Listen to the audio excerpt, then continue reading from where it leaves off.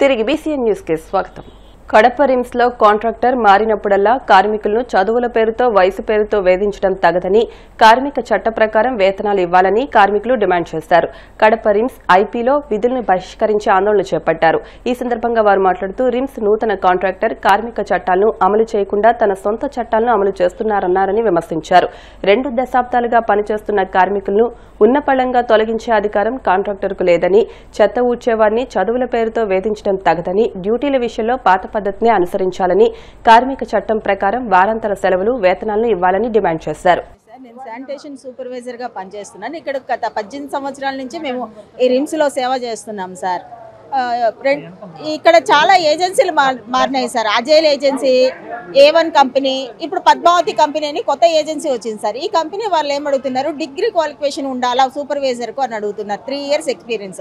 ఇప్పుడు కొత్తగా పాత వాళ్ళందరినీ తీసేసి మీరు వద్దు రావాకండే విధులకి మేము తీసుకోము అంటున్నారు సార్.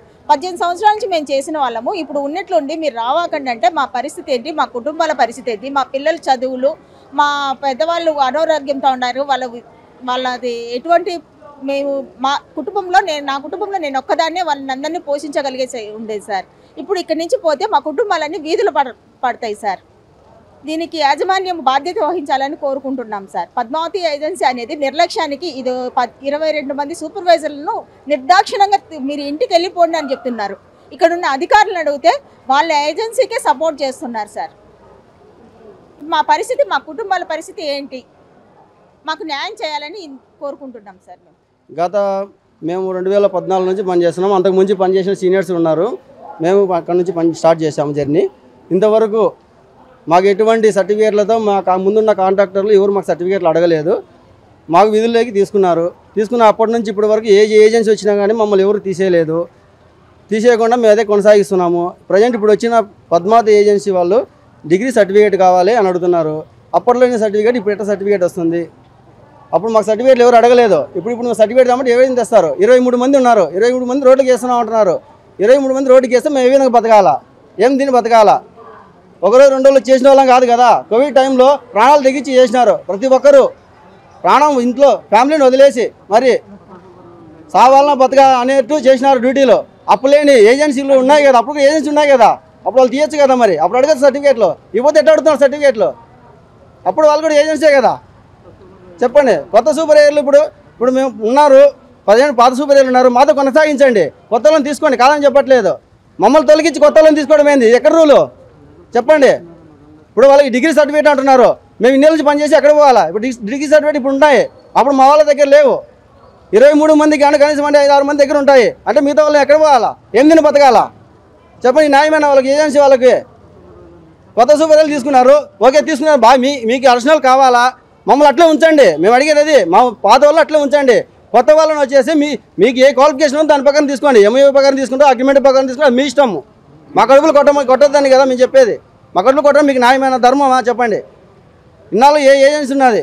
ఏజెన్సీ ఉన్నప్పుడు మాకు ఎవరు ఏం చెప్పలేదు. ఇప్పుడు మేము ఏ విధంగా పోవాలా? రోడ్డు పాలు కావాలన్నా ఎవరు మమ్మల్ని ఆదుకుంటారో చెప్పండి. ఇప్పుడు అధికారులు ఆదుకుంటారా? ఇప్పుడు కాంట్రాక్టర్ ఆదుకుంటారా? ఎవరు ఆదుకుంటారు? తుఫాను నేపథ్యంలో విశాఖలో తాజా పరిస్థితులపై అధికారులు, ప్రజాప్రతినిధులు ఎప్పటికప్పుడు పర్యవేక్షిస్తున్నారు. భీమిలి ఎమ్మెల్యే గంటా శ్రీనివాసరావు ఋషికొండ, సీతకొండ తదితర ప్రాంతాల్లో పర్యటించారు. ఎలాంటి అవాంఛనీయ సంఘటనలు జరగకుండా అధికారులు, పార్టీ శ్రేణులు నిరంతరం అప్రమత్తతో సహాయక చర్యలకు సిద్దంగా సూచించారు. విశాఖలోని మాధవధార అంబేద్కర్ కాలనీలో వాంబే గృహాల గోడలు బీటలు వారడంతో జిల్లా కలెక్టర్ హరీందర్ ప్రసాద్ సంఘటనా స్థలాన్ని పరిశీలించారు. ప్రజలను అప్రమత్తం చేసి తక్షణమే పునరావాస కేంద్రాలకు తరలి వెళ్లాలని ఆదేశించారు. పట్నంలోని సుభాష్ నగరంలో జీవీఎంసీ పాఠశాల ప్రహరీ విరిగిపడిన ప్రాంతాన్ని పశ్చిమ ఎమ్మెల్యే గణబాబు పరిశీలించారు. తీసుకోవాల్సిన చర్యలపై అధికారులకు ఆయన దిశానిర్దేశం చేశారు. విశాఖ దక్షిణ నియోజకవర్గంలో ఎమ్మెల్యే వంశీకృష్ణ శ్రీనివాస్ నియోజకవర్గంలో పలు ప్రాంతాల్లో పర్యటించి సమస్యలపై అధ్యయనం చేశారు.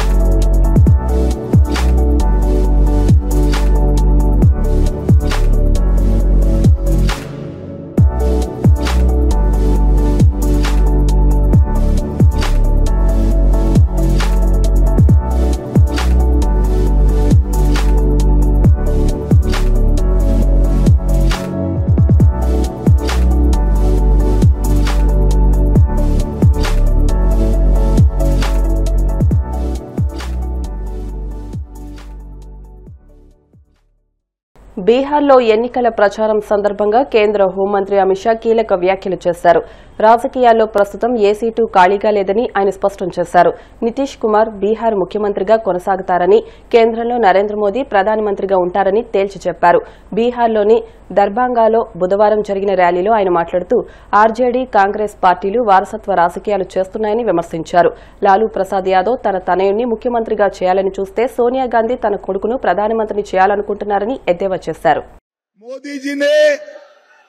कर्पूरी ठाकुर जी को भारत रत्न देकर मिथिला और बिहार की धरती का सम्मान करने का काम किया है और उसके साथ साथ स्वर्गीय कोकिला जी को स्वर कोकिला शारदा सिन्हा जी को पद्म विभूषण देकर पूरे मिथिला की संस्कृति का, कला का सम्मान करने का काम किया है। 6 नवंबर को चुनाव है, कमल के निशान पर बटन दबाएंगे क्या? अरे जोर से बोलो, दबाएंगे। मोदी जी का हाथ मजबूत करेंगे। भाइयों बहनों, मैं तो मिथिला वालों का, दरभंगा वालों का धन्यवाद करने आया हूं। गत चुनाव में 10 में से 9 सीटें आपने एनडीए की झोली में डाली थी ना भाई। एक क्यों छोड़ दिया? एक छोड़ोगे क्या? इस बार यहां से प्रण कर जाना है। 10 की 10 सीटें नरेंद्र मोदी की झोली में डालना है। नरेंद्र मोदी की झोली।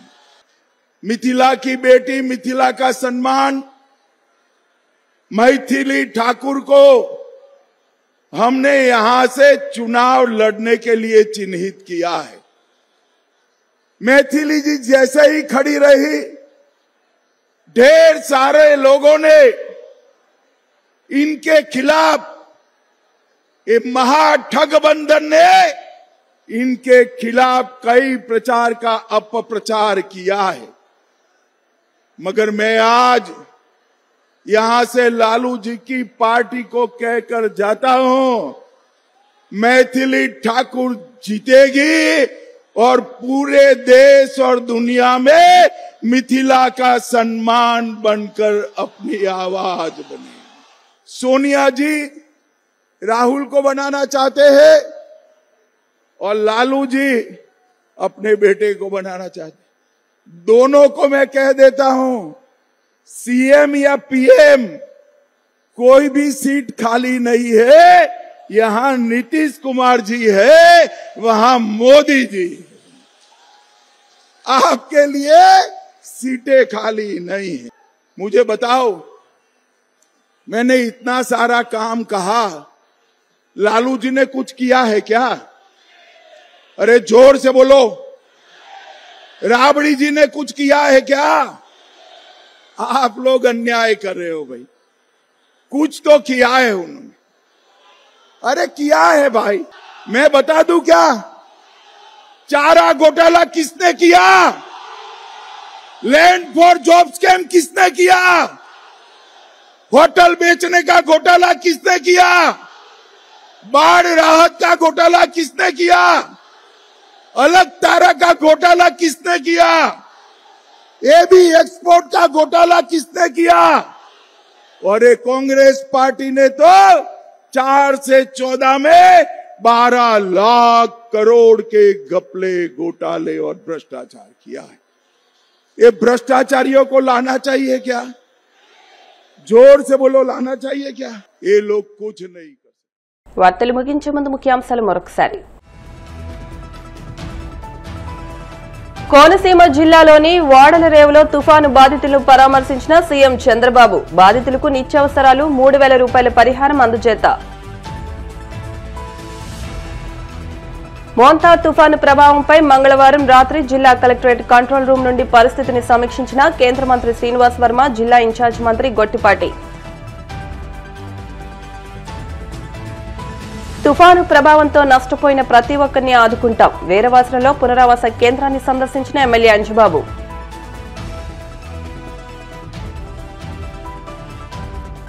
రాజకీయాల్లో ప్రస్తుతం ఏ సీటు ఖాళీగా లేదన్న కేంద్ర హోంమంత్రి అమిత్ షా. నితీష్ బీహార్ సీఎంగా, కేంద్రంలో మోదీ ప్రధానిగా ఉంటారని వ్యాఖ్య. ఈ వార్తలు ఇంతటితో సమాప్తం. మరిన్ని వార్తల కోసం BCN digital YouTube channel, Facebook page ను ఫాలో అవ్వండి. అప్డేట్ వార్తల కోసం ప్లీజ్ సబ్స్క్రైబ్.